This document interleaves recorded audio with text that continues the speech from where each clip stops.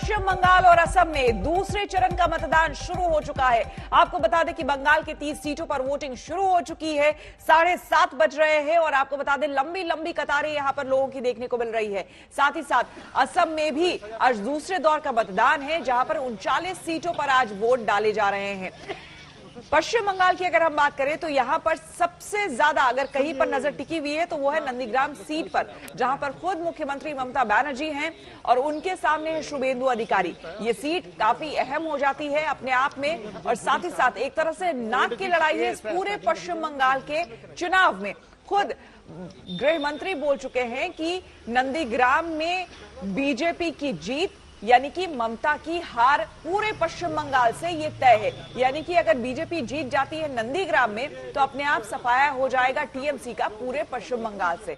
तो इस तरह की बातें सामने आ चुकी है। आपको हम दिखा रहे हैं 6 तस्वीरें। देखिए, पश्चिम मिदनापुर की तस्वीरें, डेबरा की तस्वीरें आपको हम दिखा रहे हैं।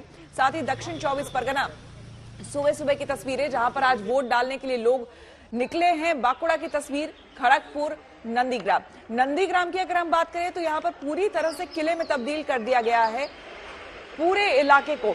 हमारे 3 संवाददाता हमारे साथ जुड़ चुके हैं ज्यादा जानकारी के साथ। नंदीग्राम से हमारे साथ अनुपम मिश्र जुड़ चुके हैं, साथ ही साथ शुभेंदु अधिकारी के घर से सीधे पौलमी हमारे संवाददाता हमारे साथ जुड़ रही हैं और पश्चिमी मिदनापुर से हमारे साथ डेबरा से जुड़ रहे हैं सूर्याग्नि रॉय।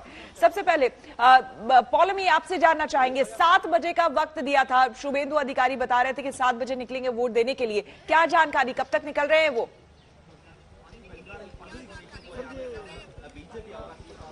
जी श्वेता, हम बता सकते हैं कि कुछ ही देर बाद यहाँ पर खुद शुभेंदु अधिकारी पहुंचेंगे। थोड़ी सी देरी हो गई है उनके शेड्यूल में। वो यहाँ पर सुबह सुबह ही पहुंच के पहला वोट डालना चाहते थे इस पोलिंग बूथ पर जहां हम मौजूद है। ये पोलिंग बूथ नंबर 76 है नंदीग्राम में, जो काफी अंदर के इलाके में है और यहीं पर आकर वो वोट डालेंगे। आपको बता दें कि शुभेंदु अधिकारी इसी इलेक्शन से पहले यहाँ पर उन्होंने अपना वोटर ID बनाया था, जिसे उन्होंने ट्रांसफर किया था हल्दिया से, जहां वो पहले वोटर हुआ करते थे। उनका कहना था यहाँ के लोगों से कि मैं यहाँ से लड़ भी रहा हूँ और मैं यहाँ के लोगों के लिए कमिटेड भी हूँ, इसीलिए मैंने नंदीग्राम को अपना घर बना लिया है और इसीलिए मैंने यहाँ से अपना वोटर ID बनाया है। इसको लेकर तृणमूल ने कुछ सवाल भी उठाए थे, ये कह के कि ये ऑब्जेक्शनेबल है क्योंकि खुद शुभेंदु अधिकारी, उनका घर जो है कांठी में है और पहला जो वोटर ID हल्दिया में है, यहाँ पर उनके रहने का कोई रेसिडेंस प्रूफ नहीं है। जो एड्रेस प्रूफ वो देख रहे हैं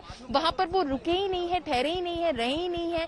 पिछले कुछ वर्ष, क्या पिछले 6 महीनों में भी उनके यहाँ रहने की कोई प्रूफ नहीं है, तो वो यहाँ का वोटर ID कैसे बना सकते हैं? पर उस ऑब्जेक्शन को एक तरह से खारिज कर दिया गया। बहुत कुछ सुनने को और देखने को मिला है इस चुनावी प्रचार के दौरान। चलते हैं सूर्याग्नि के पास। सूर्याग्नि, आपके पास क्या कुछ जानकारी, क्योंकि जिस जगह पर, जिस डेबरा सीट पर आप हैं, यहाँ पर 2 पूर्व पुलिस अधिकारी जो हैं वो आमने सामने हैं। दोनों का एक ही प्रोफाइल है, चाहे वो बीजेपी से हो भारती घोष या फिर हुमायूं कबीर हो टीएमसी से।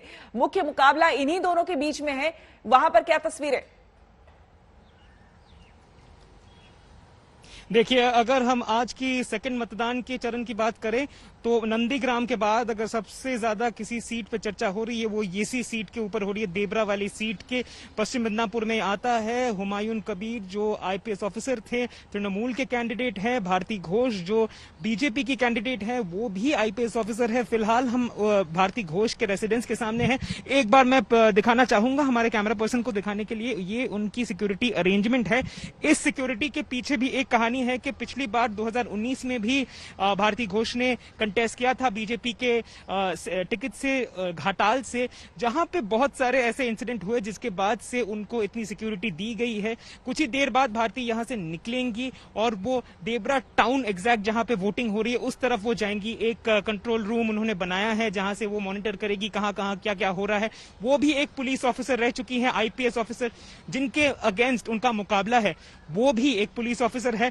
तो नंदीग्राम में दादा वर्सेस दीदी के बाद अगर पश्चिम बंगाल में कहीं दादा वर्सेस दीदी हो रहा है वो डेबरा में हो रहा है।